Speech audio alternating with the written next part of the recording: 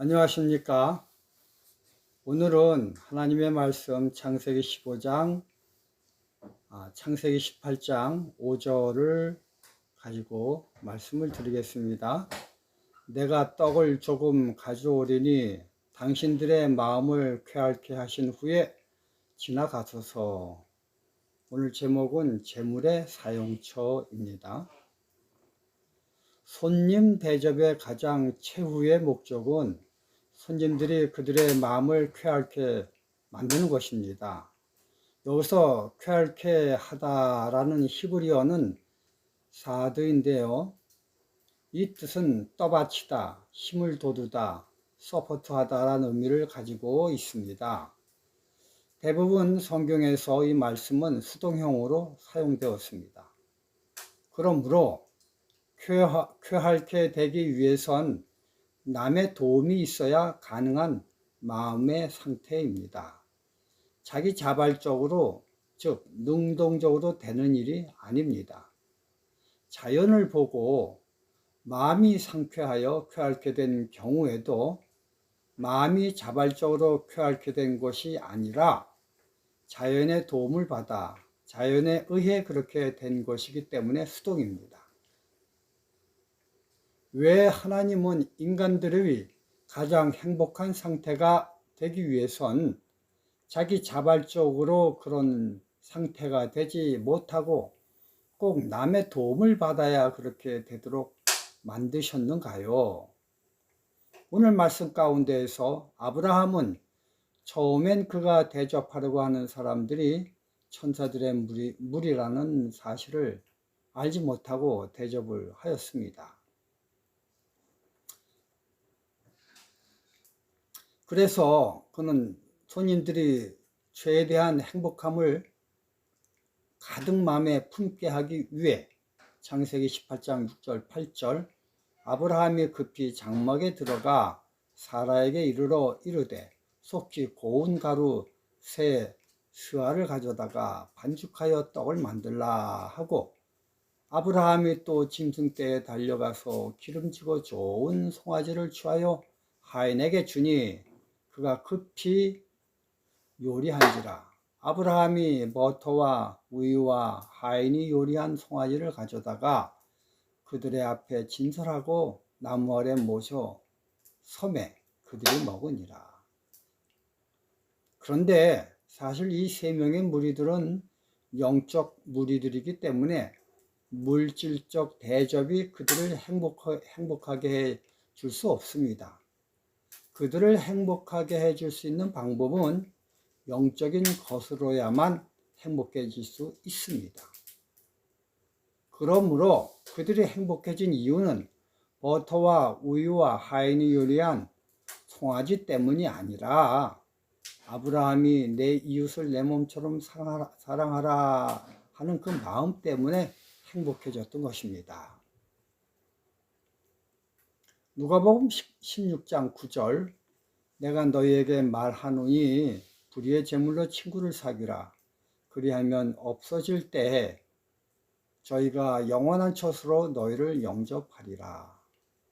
그러므로 제물이 존재하는 주요 목적은 그 제물로 자기가 치부하는 것이 아니라 친구를 사귀기 위해 남을 돕는 데 필요한 물건들이라고 성경은 정의하고 있습니다. 이 세상은 두 종류의 사람이 존재하는데요. 첫 번째는 재물을 자기를 위해 사용하는 사람이고, 둘째는 재물을 남을 위해 사용하는 사람들입니다. 사단이 다스리는 이 세상은 어떻게 하든지 재물을 자기 중심으로 사용하도록 하게 하는 세상입니다. 그래서 이 세상에서 최고의 덕목은 최소한의 투자로 최대한의 결과를 얻는 것입니다. 공산주의의 기본 정신은 재물이 사람에게 행복을 가져다 준다는 기초하에 세워진 사상입니다. 그래서 재물을 공평하게 나누면 이 세상이 행복해진다고 생각하여 처음 공산당들이 한 일은 토지를 강제적으로 빼앗아 동일하게 분배하는 일이었습니다. 그렇게 하면 온 세상이 하루아침에 파라다이스가 된다고 생각하였는데 막상 그렇게 해본 후 공산주의 세상은 이 세상에서 가장 못 사는 나라 그리고 가장 불공평한 나라들로 전락하게 되었습니다. 자본주의 세상은 또 어떠합니까? 이 제도도 공산주의와 동일하게 행복의 근원이 재물이라는 사상은 변함이 없습니다. 단지 그 재물을 공적인 힘으로 강제로 분배하는 것이 아니라 각자 자기의 능력으로 분배되는 방법을 사용한 것이 다를 뿐입니다. 그러므로 공산주의나 자본주의나 그 기본은 물질입니다. 며칠 전 한 장로님께서 카톡으로 그림 한 장을 제게 보내왔습니다. 사실 전 카톡 그림을 별로 좋아하지 않습니다. 내 글에 감사하여 보낸 답신으로 보낸 그림이지만 저는 그 그림에 영혼이 없다는 느낌을 가집니다. 이건 전적으로 저 개인의 취향인데요. 사실 오히려 짧은 단어이지만 아멘이라는 글자를 자기 의지로 만들어 보낸 것이 제겐 청량 음료처럼 상쾌함을 줍니다. 하여간 그 장로님이 보내주신 그림에 성경 구절이 있는데 그 구절은 욥기서 8장 7절 내 시작은 미약하였으나 내 나중은 힘이 창대하리라는 구절입니다. 그런데 이 글은 수아 사람 빌닷이 롯의 마음을 사단의 마음으로 휘둘리기 위해 사용한 유혹의 말입니다. 좋은 의도로 사용된 말이 아니지요. 하나님의 사람을 사단의 사람으로 유혹하기 위해 사용된 겉보기 좋은 말입니다. 그런데 그 속엔 칼이 있는 말입니다. 그러므로 성도를 말씀으로 용기를 주기 위해서는 사용되어서는 안 될 말입니다.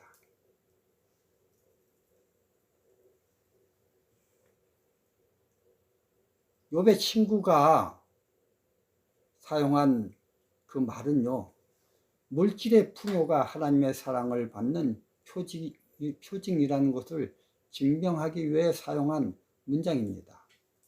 이것에 대해 욥은 욥기 9장 32절 하나님은 나처럼 사람이 아니시니 라면서 시작하면서 때문에 물질이 아니라 마음을 드려야 한다고 대답을 하고 있습니다.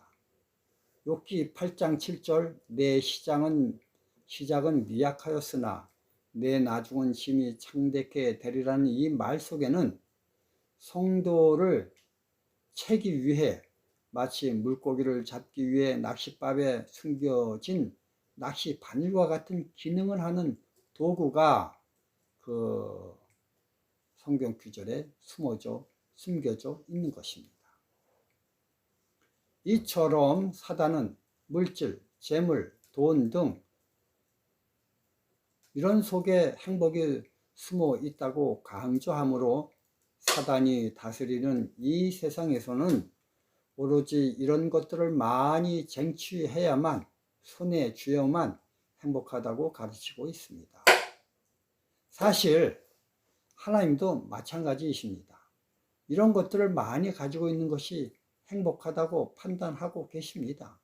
그래서 창세기 26장 12절에 보면요, 이삭이 그 땅에서 농사하여 그 해에 100배나 얻었고 여호와께서 복을 주셨다, 이렇게 적혀 있습니다.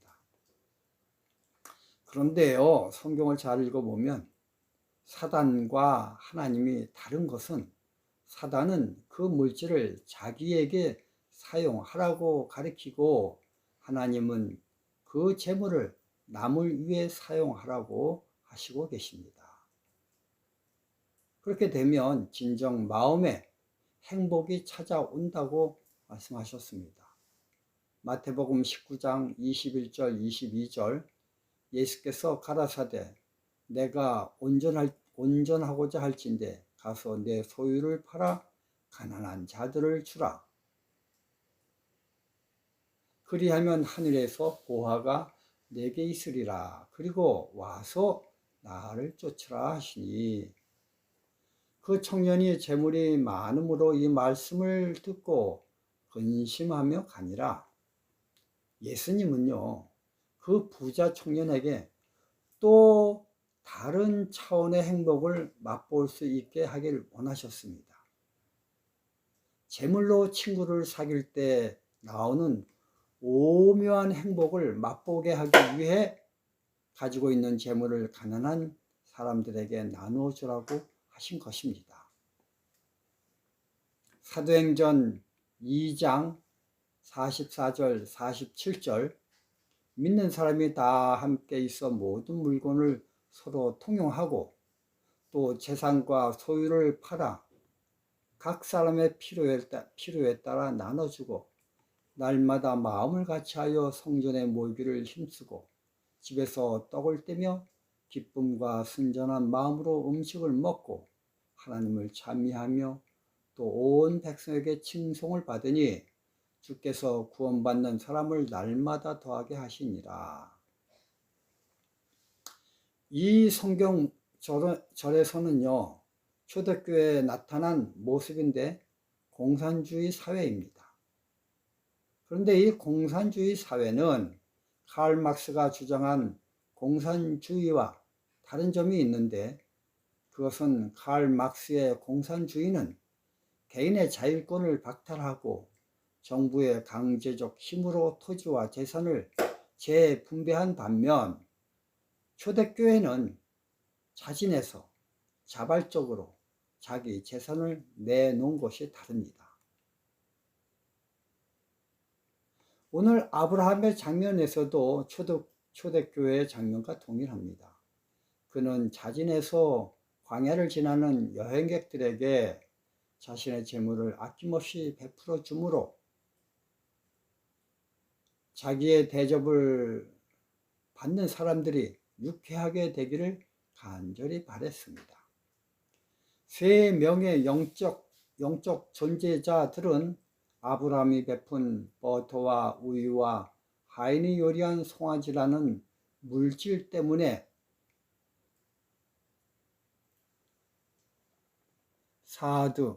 쾌활케 된 것이 아니라 아브라함이 나그네에게 베푼 그 선한 마음 때문에 쾌활케 된 것입니다. 그러므로 불의의 재물로 친구를 사귀라. 그리하면 없어질 때 저희가 영원한 처소로 너희를 영접하리라는 원칙은 오늘날도 동일하게 유효합니다. 이렇게 행한 사람은 요한복음 14장 27절 평안을 너에게 끼치노니 곧 나의 평안을 너에게 주노라. 내가 너희에게 주는 것은 세상이 주는 것과 같이 아니하니라. 성도 여러분, 이런 맛을 얼마만큼 맛보았느냐가 살아서 구원받는 14만 4천인의 자질이 되는 것입니다. 오늘 말씀의 결론입니다. 재물은